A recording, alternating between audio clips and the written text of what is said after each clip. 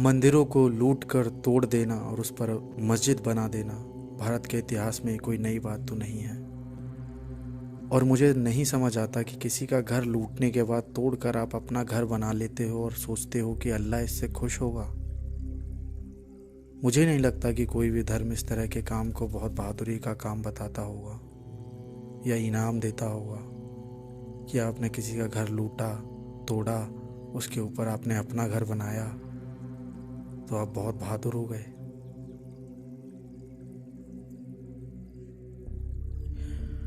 नमस्कार दोस्तों, एजी सॉल्यूशंस में आपका स्वागत है। चलिए आज जानते हैं भगवान श्री राम के बारे में, रामायण के बारे में, जिसको हमने हमेशा टीवी पर देखा है, पढ़ा है किताबों में। रामायण के बारे में बहुत सी बातें कही जाती हैं कि यह मात्र मनगढ़ंत कहानी है जिसका हकीकत से कोई वास्ता नहीं है। क्या ये घटना सच में हुई थी? क्या है सच और क्या है झूठ? क्या है साक्ष्य जिससे हम ये दावे के साथ कह सकते हैं कि रामायण सिर्फ मनगढ़ंत कहानी नहीं बल्कि यह जीती जागती हकीकत है। चलिए बिना किसी देरी के साथ शुरू करते हैं और बात करते हैं अयोध्या की, जो पिछले 400 सालों से बीच मझधार में फंसी हुई थी। अयोध्या में ऐसे क्या साक्ष्य मिले जिसके कारण सुप्रीम कोर्ट को भी मानना पड़ा कि अयोध्या ही राम जन्मभूमि है। सबसे पहले जो बुनियादी साक्ष्य मिला वह है विष्णु हरि शिलाफलक। ये एक पट्ट शिलालेख था जो कि एक पत्थर पर संस्कृत भाषा में लिखा एक डॉक्यूमेंट है जिसको राम जन्म के समय का बताया जाता है। दूसरा साक्ष्य मिलता है 12 पत्थर के स्तंभों के रूप में, जिनकी आकृति और कला से मालूम पड़ता है कि ये कभी किसी मंदिर का हिस्सा रहे होंगे। तीसरा साक्ष्य मिलता है हमें अष्टमंगल चिन्ह के रूप में, जो कि सिर्फ पौराणिक मंदिरों में मिलता है।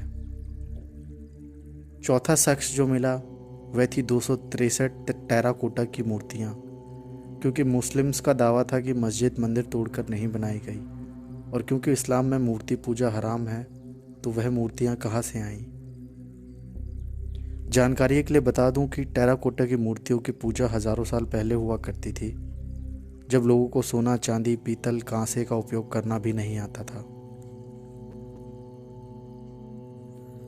2003 में जब एक सर्वे हुआ, उस सर्वे के दौरान आर्कियोलॉजिस्ट ने एक नई तकनीक का उपयोग किया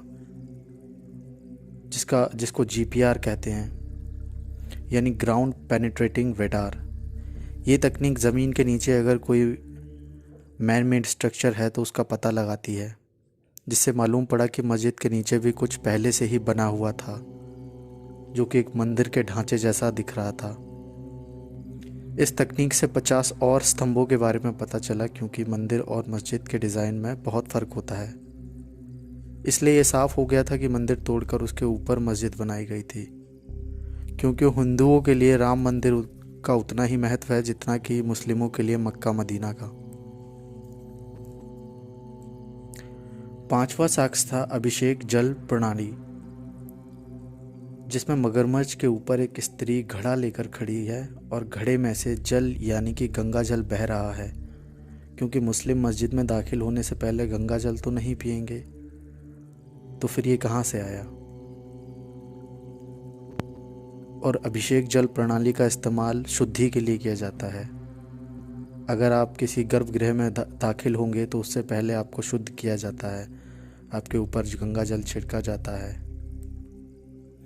और ऐसे बहुत से अनगिनत साक्ष्य मिले हैं जिनको मंदिर तोड़कर भी छुपाया ना जा सका। चलिए आपको बताते हैं अकबर की जीवनी, यानी आईनाए अकबरी, जिसको अबुल फजल ने लिखा था, भाग 3 के बारे में, जिसमें लिखा है कि हिंदू चैत्र के महीने में अयोध्या जाते हैं पूजा अर्चना के लिए। जहांगीर के समय का जॉन डैलिट 1631 में लिखता है कि हिंदू द्वारा अयोध्या में पूजा की जा रही है। जहांगीर के समय का एक और अंग्रेज़ यात्री अपनी यात्रा किताब में लिखता है कि अयोध्या में बहुत से लोग एकत्रित होकर वहां पूजा करते हैं। जोसेफ टाइसन थेलर ने अपनी किताब में लिखा है कि उसने देखा कि हिंदुओं द्वारा मंदिर के ऊपरी भाग में कुछ लगाया जा रहा है। थॉमस हर्बर्ट ने लिखा है, मंदिर को बाबर या औरंगजेब द्वारा तोड़ा गया। इन दस्तावेजों से और मूर्तियों से ये तो साफ हो जाता है कि वहाँ मंदिर था। मंदिर को तोड़कर ही मस्जिद का निर्माण किया गया। टेराकोटा की मूर्तियों से पता चलता है कि मंदिर हजारों साल पुराना है। चलिए अब बात करते हैं राम सेतु की। कितना सच, कितना झूठ। सबसे पहले तो मैं यही कहूँगा कि ऐसा स्ट्रक्चर दुनिया में कहीं और देखने को नहीं मिलता। जैसा कि आप पिक्चर्स में देख पा रहे होंगे, ये एक पतला सा समुद्र के ऊपर भारत को श्रीलंका से जोड़ता है। सिर्फ यही रास्ता भारत को श्रीलंका से जोड़े हुए है और दूर दूर तक आपको कुछ और दिखाई नहीं देगा। हालांकि समय के साथ समुद्र की लहरों की वजह से कहीं कहीं बह गया है। और गौर करने वाली बात यह है कि यह आज भी इतना साफ नज़र आ रहा है, तो जब यह बनकर तैयार हुआ होगा तब कैसा दिखता होगा। साइंटिस्टों का मानना है कि इसमें 2 तरह की चीज़ों का उपयोग किया गया है। पहला है रेत और दूसरा है पत्थर। और दोनों ही चीज़ें लगभग 7000 साल पुरानी बताई जाती हैं। डिस्कवरी चैनल के साइंटिस्टों ने कहा है कि यह मैन मेड स्ट्रक्चर है, यानी इसे बनाया गया है हाथों से, यह अपने आप नहीं बना है। तो दोस्तों, मैं आपसे इतना ही कहूँगा, इतिहास दबाया जा सकता है, छुपाया कभी नहीं जा सकता। बाबरी मस्जिद और राम मंदिर का इतिहास दबाया जाता रहा, लेकिन खुद बाबर भी भगवान राम के इतिहास को छुपा ना सका। उसने भरपूर प्रयास किया, मंदिरों को लूटकर तोड़कर मस्जिदें बनवाई, लेकिन सच्चाई की हमेशा जीत होती है। सत्यमेव जयते। धन्यवाद दोस्तों। अगर वीडियो पसंद आई हो तो लाइक और सब्सक्राइब करना ना भूलें और शेयर ज़रूर करें।